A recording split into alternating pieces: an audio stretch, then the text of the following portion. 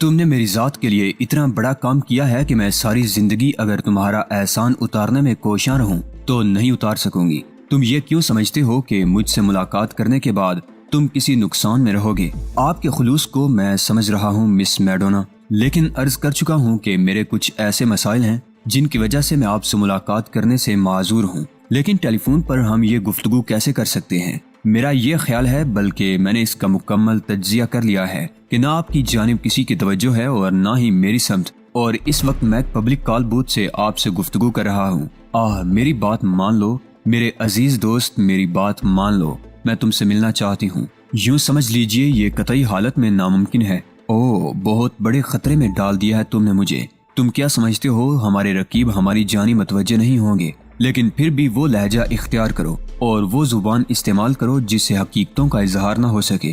ہاں، میں اس حد تک تیار ہوں۔ اب آپ بھی بتائیے مس میڈونا، کیا آپ بھی تمام حقیقتوں کو جاننے کے لیے تیاریاں کر کے آئی ہیں؟ ہاں، تو پھر یوں سمجھ لیجئے کہ ہماری محبوب ہستی وہاں سے اغوا ہونے کے بعد تل ابیب پہنچ چکی ہے اور یہاں اسے ایک انتہائی محفوظ جگہ رکھا گیا ہے۔ کہاں؟ ڈیا سٹی لاج نمبر 13۔ ایک منٹ میں اسے کوڈ کر لوں۔ میں چند لمحات کے لیے خاموش ہو گیا اور اس کے بعد اس نے کہا، پورے اعتماد کے ساتھ یہ بات کہہ رہے ہو؟ اس جگہ جس کا نام میں ایک بار لے چکا ہوں اور بار بار اسے دہرانے کی ضرورت نہیں، اہم ترین لوگوں کو رکھا جاتا ہے۔ یہاں لانے کے بعد ہماری محبوب ہستی ان نافرمانوں کے احکامات پر عمل کرنے کے لیے مجبور ہے جنہوں نے اسے یہاں تک لانے کا کام سر انجام دیا ہے۔ وہ خیریت سے تو ہے نا؟ میرا مطلب ہے اسے کسی قسم کے جسمانی نقصان پہنچانے کی کوشش تو نہیں کی گئی۔ وہ انہیں جس قدر محبوب ہے اس کے تحت تو وہ اس کے پاؤں کے ناخن کو بھی نقصان نہیں پہنچائیں گے، کیونکہ اسے انہیں کام لینا ہے۔ چنانچہ وہ بالکل محفوظ ہے یہ جگہ۔ میرا مطلب ہے مس میڈونا، میں نے آپ سے پہلے ہی مرحلے پر یہ سوال کیا تھا کہ کیا آپ مکمل انتظامات کے ساتھ آئی ہیں؟ ہاں سوری، لیکن ایک بار پھر دل کی بات کہنا چاہتی ہوں، یہ مرحلہ جس شکل میں بھی طے ہو، تم نے میرے اوپر جو احسان کیا ہے اور اس بارے میں کامیابی حاصل کر سکوں یا نہ کر سکوں، لیکن تمہارے اس احسان کو میں کبھی فراموش نہیں کروں گی۔ اس احسان کے لیے میں تہ دل سے تمہاری شکر گزار ہوں۔ تو پھر یوں کیجئے کہ میرے اور اپنے درمیان ایک مسلسل رابطہ قائم کر لیجئے۔ اگر مجھے کبھی آپ کے وطن، آپ کے شہر میں کوئی مشکل درپیش ہو یا آپ کی مدد کی ضرورت پیش آ جائے تو آپ میری مدد کریں گی۔ صرف اتنے فاصلے سے ایک دوسرے کی صورت سے ناواقف ہو کر اگر یہ کولو قرار کیے جائیں تو یہ ایک دکھ بری بات ہے، لیکن خیر میں اسے بھی تسلیم کرتی ہوں۔ وقت اگر کبھی تمہیں مجھ پر اعتماد دلا دے تو بے دھڑک آ کر مجھ سے مل لینا۔ زندگی کی بہت سی چیزیں ایسی ہوتی ہیں جن میں انسان پیشہ ورانہ طور پر عمل کرتا ہے، لیکن پیشے سے ہٹ کر بھی ایک رشتہ ہوتا ہے، مضبوط، مستحکم۔ مسلط سے اس کا کوئی تعلق نہیں ہوتا۔ میں ایک بار پھر تمہیں اسی رشتے کی پیشکش کرتی ہوں۔ بے حد شکریہ، یہ پیشکش میرے پاس محفوظ رہے گی۔ اب آپ زیادہ بہتر سمجھتی ہیں کہ آپ کو کس پیمانے پر کام کرنا ہے۔ آپ کا ایک بھی قدم اگر اوچھا یا ہلکا پڑا تو یوں سمجھ لیجئے کہ آپ اپنے مقصد سے محروم ہو جائیں گی۔ میں جانتی ہوں، یہ بات میں اچھی طرح جانتی ہوں۔ میرے لائق اور کوئی خدمت چھوڑو، رہنے دو، نام تو بتایا نہیں اپنا، سینی بال نے محبوبانہ انداز میں کہا اور میں آہستہ سے ہنس پڑا۔ میں جانتا تھا کہ یہ آخری حربہ ہے عورت والا اور اسی حربے سے بڑے بڑے کارنامے سر انجام دیے جا چکے ہیں، لیکن اس وقت میں اس حربے کو کارگر نہیں ہونے دینا چاہتا تھا۔ چنانچہ میں نے اسے خدا حافظ کہا تو وہ جلدی سے بولی، دیکھو بات سنو، اگر میں ٹیلی فون پر تم سے رابطہ قائم کرنا چاہوں تو کیا یہ ممکن ہو سکے گا؟ نہیں، لیکن میں آپ کے حکم کے مطابق جب بھی آپ کہیں آپ کو ٹیلی فون کروں؟ نہیں، پھر بیکار ہے۔ تم نے بہت کچھ دیا ہے مجھے، ایک بار پھر کہہ رہی ہوں، کامیابی حاصل ہو یا نہ ہو، لیکن میں تمہیں ہمیشہ یاد رکھوں گی۔ خدا حافظ۔ میں نے ٹیلی فون بند کر دیا اور پھر کال بوتھ سے باہر نکل آیا۔ سڑک پر ٹہلتے ہوئے میرے ہونٹوں پر مسکراہٹ پھیلی ہوئی تھی۔ سینی بال کا چہرہ نگاہوں کے سامنے تھا۔ یاد کرنے کی چیز تو خیر وہ بھی تھی اور اسے بآسانی بھولا نہیں جا سکتا تھا، لیکن اب ایسی بھی دیوانگی مجھ پر طاری نہیں ہوئی تھی کہ ساری مسلطیں نظر انداز کر کے صرف اپنے شوق کی تکمیل کروں۔ شوق تو شاید کافی حد تک پورا ہو چکا تھا اور شوق پورا کرنے کے لیے آس پاس میں اتنے کردار بکھرے ہوئے تھے کہ بعض اوقات فیصلہ کرنا مشکل ہو جائے کہ کس کی پذیرائی کی جائے اور کس سے انحراف کیا جائے۔ بہرطور اپنی اس پہلی کارروائی کے بعد میں مطمئن ہو گیا۔ تل ابیب میں مجھے پورا تحفظ حاصل تھا۔ میری خدمت گزاری اور میرا خیال رکھنے کے لیے بہت سے لوگوں کی ذمہ داریاں لگائی گئی تھیں۔ میڈم چیئرمین مصروف ہو گئی تھی اور پھر انہوں نے میری چند باتوں سے یہ محسوس کر لیا تھا کہ میں اپنے آپ پر ان کا ہر وقت کا تسلط ناپسند کرتا ہوں، چنانچہ سنبھل گئی تھی۔ मिस्टर जॉन हैकनर, जो अब तकरीबन तंदुरुस्त हो चुके थे, कभी कभी मुझसे मुलाकात करते रहते थे। कुछ थोड़े से इसराइली महकमा खुफिया के उमूर भी निपटाने पड़ते थे। ये गोया मेरे ओहदे के मुताबिक था और ये जिम्मेदारियां मुझे सरअंजाम देना थी। इसके लिए भी 5 अफराद का अमला मेरे हवाले करके मुझे एक कीमती ऑफिस दिया गया। गोया मेरी हैसियत बढ़ती जा रही थी और वो लोग ये तस्लीम कर चुके थे कि मैं एक इंतहाई कारआमद शख्सियत हूँ। अब मेरे जहन में ये तजस्सुस था कि किसी तरह मुझे इस बारे में मालूमात हासिल हो जाएं। मैं सोच रहा था कि कोई ऐसा मुनासिब जरिया हो कि जिससे मैं अपने इस मकसद की तकमील कर सकूं। लेकिन मुनासिब तरीन जरिया मैडम शेरमैन ही का साबित हुआ। एक शाम वो आई तो उनके चेहरे पर हवाइयाँ उड़ी हुई थी और वो खासी परेशान नजर आ रही थी। कहने लगी, आपको कुछ मालूम है मिस्टर लाशमैक? क्या? मैंने सवाल किया। गजब हो गया। हमें इतनी बड़ी मुसीबत का सामना करना पड़ा है कि मैं सोच रही हूँ कि कहीं कोई मुश्किल पेश न आ जाए। आप सस्पेंस पैदा कर रही हैं मैडम शेरमैन। नहीं, मैं इतनी ही मुतजस्सिस हूँ कि आपको बता नहीं सकती।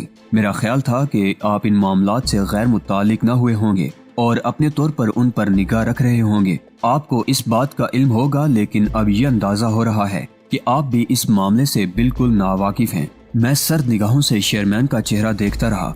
उसकी ये तजस्सुस आमेज गुफ्तगू मुझे पसंद नहीं आई थी। अलबत्ता अपने तौर पर मैंने अंदाजा लगा लिया था कि मोहतरमा सैनी बाल कोई काम दिखा चुकी हैं। शेरमैन को शायद ये एहसास हो गया था कि उसने अपनी गुफ्तगू तवील कर दी है। चुनाचे उसने माजरत करते हुए कहा, सॉरी, मुझे माफ करना, लेकिन मेरी ज़हनी कैफियत ऐसी ही है। असल में बड़ा अजीबो गरीब वाक़या हो गया। तुम्हें मालूम है माय डियर लाशमैक के तिल अबीब के आसपास अमेरिकी बहरी बेड़े मौजूद होते हैं और बहुत से काम सरअंजाम दिए जा रहे हैं। अमेरिकी फौजियों की भी अच्छी खासी तादाद यहाँ मौजूद है। परसों रात को कोई 9:45 के करीब अचानक ही कोई 100 अमेरिकी फौजी कुछ आला अफसरान की सरकर्दगी में डियास सिटी पहुँच गए। उन्होंने लॉज नंबर 13 का मुहासरा कर लिया और इसके बाद चंद अफराद अंदर दाखिल हो गए। यहाँ पहुंचकर उन्होंने मिस्टर एलिस वाकर को बरामद कर लिया और उन्हें अपनी तहवील में लेकर वहाँ से चले गए। जब ये कार्रवाई मुकम्मल हो गई तो अमेरिकी सिफारत खाने ने वजारत दाखिला से राब्ता कायम करके ये इत्तला उन्हें दी कि अपर वोल्टा की कॉन्फ्रेंस से एक अहम अमेरिकी साइंसदान को अगवा करके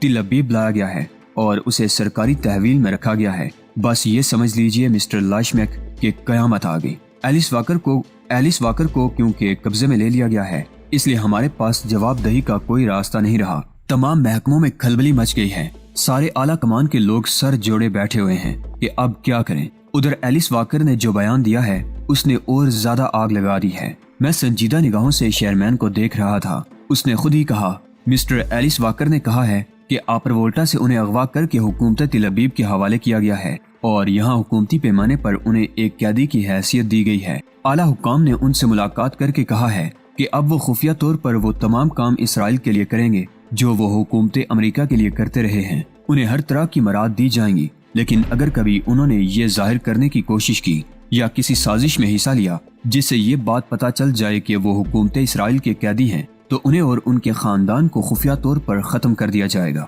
इस बयान ने अमेरिकी हुक्काम को काफी बरगश्ता कर दिया है। बराह रास्त राब्ते कायम हैं और गुफ्तो शनीद हो रही है। इसकी तफसीलात तो हमें नहीं मालूम हो सकी, लेकिन बुनियादी तौर पर यह अंदाजा लगाया जा सकता है कि ये गुफ्तो शनीद बेहतर नहीं होगी। साफ जाहिर हो गया है कि ये कार्रवाई खुफिया तौर पर जंगी मकासद के लिए है और इस सिलसिले में हुकूमत अमेरिका यानी अपने सरपरस्त से भी गद्दारी की गई है। आप यूँ समझ लीजिए कि इस वक्त हुकूमत इसराइल एक शदीद अंदरूनी बहरान का शिकार हो गई है जिसका बज़ाहिर कोई हल नजर नहीं आता। खतरा ये है कि इस अमल से कहीं बहुत से मफादात मजरू न हो जाएं। असल में हम लोगों पर तो इसकी कतई जिम्मेदारी आयद नहीं होती। हमने अपना काम सरअंजाम देने के बाद एलिस वाकर को हुकूमत इसराइल के हवाले कर दिया था और इसके बाद सरकारी तौर पर कोई ऐसी जिम्मेदारी हमारे सुपुर्द नहीं की गई थी जिसमें हमें एलिस वाकर का तहफ़्फ़ुज़ भी सौंपा गया हो। उन लोगों ने इसे मुकम्मल तौर पर अपनी तहवील में ले लिया था, लेकिन बहरहाल इखलाकी तौर पर और एक मुहिब्बे वतन की हैसियत से मुझे ही नहीं बल्कि हर शख्स को परेशान होना चाहिए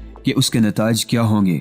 ये थी वो तमाम सूरत हाल जो पेश आई। लेकिन आपका क्या ख्याल है मिस्टर लाशमैक, ये सब कैसे हुआ? बहुत बड़ा काम है, ये तो बाआसानी नहीं हो सकता। एलिस वाकर को जिस कामयाबी के साथ वहाँ से अगवा करके यहाँ पहुँचाया गया है वो सुनहरी अल्फाज में लिखने के काबिल हैं, लेकिन इसके बाद हुकूमत इसराइल इसकी हिफाजत और इसे महफूज रखने में जिस बुरी तरह नाकाम हुई है, मैं समझती हूँ कि इसके असरात बहुत दूर दूर तक पहुँचेंगे। मैं अब भी खामोश था। शेरमैन ने किसी कदर उलझ कर कहा, کیا بات ہے، آپ نے بالکل خاموشی اختیار کر لی ہے۔ میں نے اسے گورتے ہوئے کہا، میری محنت پر جس طرح پانی پھرا ہے میڈم شیرمین، اس کے بعد کیا آپ سمجھتی ہیں کہ مجھے خوشی ہوگی؟ ہم نے جس طرح محنت کر کے اتنے مشکل حالات میں مسٹر ایلس واکر کو وہاں سے نکالا تھا، میں سمجھتا ہوں اس تمام کارروائی کو ملیا میٹ کر دیا گیا ہے۔ اس میں کوئی شک نہیں ہے، میں آپ کی ذہنی کیفیت اچھی طرح سمجھتی ہوں۔ اب اس سے کیا فرق پڑتا ہے؟ بس یوں سمجھ لیں کہ ہماری تمام محنت اکارت ہوئی ہے۔ مسٹر جان ہیکنر کہاں ہیں؟ اپنے گھر پر ہی ہوں گے، میری ان سے ملاقات نہیں ہوئی۔ برائے کرم ٹیلی فون پر جان ہیکنر سے بات کرائیے۔ میں شدید رد عمل کا اظہار کرنا چاہتا تھا تاکہ کسی قسم کا کوئی سکم نہ رہ جائے۔ مسٹر جان ہیکنر سے رابطہ قائم ہو گیا۔ میں نے میڈم شیرمین کے ہاتھ سے ٹیلی فون لیتے ہوئے کہا، مسٹر ہیکنر، آپ کا خادم لاشمیک بول رہا ہے۔ اوہ ڈیئر لاشمیک، کیا تم نے اس بدترین حادثے کے بارے میں سن لیا ہے؟ میڈم شیرمین نے ابھی یہ تمام تفصیلات بتائی ہیں۔ یوں سمجھ لیں اس وقت حکومت اسرائیل پر ایک برا وقت آ پڑا ہے۔ امریکی پالیسیاں ہمارے حق میں ہیں، لیکن اب جب یہ ظاہر ہوتا ہے کہ ہم نے خود حکومت امریکہ کے خلاف سازش کی ہے تو سمجھ لو کہ اس کے نتائج کیا سامنے آئیں گے۔ یہ ساری باتیں اپنی جگہ ہیں مسٹر جان ہیکنر، لیکن اسے لانے کے سلسلے میں ہم لوگوں نے جس قدر محنت کی ہے، ہماری اس محنت پر پانی پھیر دینے کا ذمہ دار کون ہے؟ ذمہ داروں کو منظر عام پر لایا جائے گا اور ایسی بدترین سزائیں دی جائیں گی لاشمیک کہ اس کے بعد دوسرے لوگ کبھی ایسی کوئی حماقت نہ کر پائیں گے۔ یہ سب بعد کی باتیں ہیں۔ بہرطور اس بات کی تصدیق ہو گئی ہے کہ ایلس واکر واپس حکومت امریکہ کے ہاتھ میں پہنچ گیا ہے۔ ہاں، اور حکومت امریکہ نے جس طرح یہاں کارروائی کی، اس سے یہ اندازہ ہوتا ہے کہ بڑی تفصیلی مخبری ہوئی ہے اور فوجیوں کے ذریعے براہ راست پہلے یہ قدم کیا گیا کہ ایلس واکر کو اپنے قبضے میں لے لیا گیا۔ ذرا غور کریں، وہ سیدھے ڈیا سٹی لاج نمبر 13 میں پہنچے۔ اس کا مقصد ہے کہ ان کا ذریعہ معلومات بہت اعلیٰ تھا۔ مجھے بے حد دکھ ہے، بہت زیادہ دکھی ہوں میں اس بات پر۔ یقیناً اب سفارت خانے کی معرفت کارروائیاں ہو رہی ہیں اور میں سمجھتا ہوں کہ اس کے خاصے برے نتائج برآمد ہوں گے۔ میرے لیے اور کوئی خدمت نہیں، بہرحال مجھے شدید دکھ ہے۔ ٹھیک ہے، میں نے ٹیلی فون بند کر دیا۔ اب شیرمین بھی افسردہ نظر آ رہی تھی۔ پھر اس نے کہا، اب اس غم کو بلانے کے لیے ہمیں کیا کرنا چاہیے مسٹر لاشمیک؟ میں تنہائی چاہتا ہوں میڈم شیرمین، میں نے اس کا مقصد سمجھ کر فوراً ہی جواب دیا۔ احمق عورت ان حالات میں بھی میرے وہ تلذذ کے لمحات برباد کرنا چاہتی تھی جو میں اپنی اس کامیابی سے حاصل کر رہا تھا۔ اس نے بری نگاہوں سے مجھے دیکھا، پھر جلدی سے بولی، میرا مطلب بھی یہی تھا کہ مجھے اب چلنا چاہیے۔ اچھا۔ وہ جلدی سے اٹھ گئی۔ اسے رفتہ رفتہ اپنی توہین کا احساس ہو رہا تھا۔ جب وہ چلی گئی تو میں پاگلوں کی طرح کہہ لگانے لگا، شیرمین کی حالت پر بھی اور اپنی شاندار کامیابی پر بھی۔ میرا دل مسرت و خوشی سے لبریز تھا۔ میں نے اپنی کامیابیوں میں ایک کامیابی کا اور اضافہ کر لیا تھا۔ بیروت آنے کے بعد مجھے جو شاندار مواقع ملے تھے، ان کے تحت میں نے فریدا کے قاتلوں کی نسل سے انتقام کا آغاز کر دیا تھا اور اب میں نے انہیں ایک بڑی مصیبت میں پھنسا دیا تھا۔ یہ ایک بڑا بین الاقوامی مسئلہ تھا اور اگر اس کی اطلاع کچھ ایسے لوگوں کو پہنچ جاتی جن کا براہ راست ان معاملات سے تعلق تھا تو یقینی طور پر وہ بھی میرے لیے بہت سے اعزازات منتخب کر لیتے۔ لیکن یہاں بات اپنے لیے کچھ کرنے کی تو تھی نہیں، یہ تو ایک مشن تھا، ایک خاموش مشن جس کا تعلق ذات کی گہرائیوں سے ہوتا ہے، اور جب اپنی ذات کی گہرائیوں کے لیے کچھ کیا جائے تو اس کے صلے کی طلب نہیں ہوتی۔ میری بھی یہی کیفیت تھی۔ جو کچھ ہو رہا تھا اس کے لیے مجھے کوئی صلہ درکار نہیں تھا، بس دل کی کیفیات کے ہاتھوں مجبور ہو کر ان تمام کارروائیوں میں مصروف تھا۔ شیرمین کا اب براہ راست مجھ سے کوئی تعلق نہیں رہا تھا۔ اصولی طور پر وہ جان ہیکنر کی اسسٹنٹ تھی، عارضی طور پر میرا اور اس کا ساتھ ہو گیا تھا۔ ہاں، اگر میں اس کی پذیرائی کرتا تو یہ ایک الگ بات تھی کہ وہ میری رہائش گاہ میں آگ گھسنے کی کوشش کرتی۔ ان تمام معاملات سے پہلے ہی آشنا تھا۔ یہ دوسری بات ہے کہ ایک جذباتی قدم نے میرے لیے دوبارہ راستہ خالی کر دیا تھا۔ وہاں کچھ ذہنی تبدیلیاں بے شک ہونے لگی تھی، لیکن وقت نے پھر اسی جگہ لا کھڑا کر دیا تھا جہاں سے اپنی زندگی کا آغاز کیا تھا۔ تنہائیوں میں ماضی کی یادیں ہوتی تھی اور ماضی کی یادوں میں وہ بے شمار کردار جن کا میری زندگی سے کسی نہ کسی طور گہرا تعلق رہ چکا تھا۔ بلانے کی تو کوئی چیز بھی نہیں تھی۔ آفتاب کمال کی طرف بھی ذہن جاتا تھا، لیکن بہرحال جو بھی عمل جاری ہوتا ہے اس کی اہمیت سب سے زیادہ ہوتی ہے۔ مجھے اب صرف یہ دیکھنا تھا کہ آگے کے واقعات کیا ہوتے ہیں۔ تقریباً 6 یا 7 دن تک میں آئندہ کے واقعات سے بالکل لا علم رہا، کوئی آگاہ کرنے والا ہی نہیں تھا۔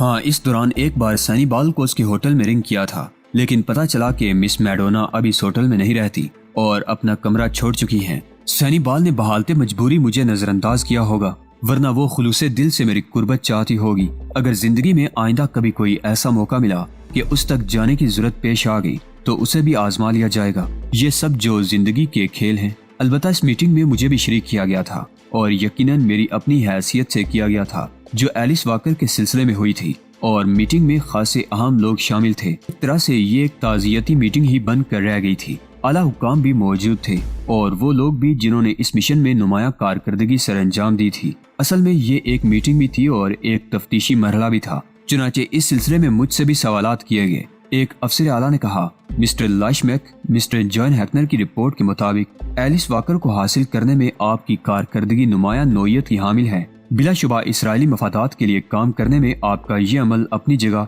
एक मुस्तहकम हैसियत रखता है। बल्कि मैं समझता हूँ अगर एलिस वॉकर के तहफ़्फ़ुज़ के सिलसिले में कुछ जिम्मेदार लोग अपने आप को अक्ले कुल न करार दे देते और इस सिलसिले में भी आपसे मशवरा तलब कर लिया जाता, तो शायद हम ज्यादा मौसर तरीके से इसकी हिफाजत कर सकते थे। लेकिन हादिसे इसी तरह रूनमा होते हैं, कहीं न कहीं हमाकतें होती हैं और बाद में इनके नताइज भुगतना पड़ते हैं। हम भी इसी मंजिल में आगे हैं और इस वक्त एक बदतरीन बहरान से दो चार हैं। तफ्तीश का अमल हो रहा है मिस्टर लाशमैक, क्या आप इस सिलसिले में हमारी रहनुमाई कर सकते हैं कि इस कदर बर्क रफ्तारी से एलिस वॉकर के बारे में अमेरिकी CIA को ये मालूमात किस तरह हासिल हो गई कि एलिस वॉकर को अगवा करके तिल अबीब पहुंचा दिया गया है।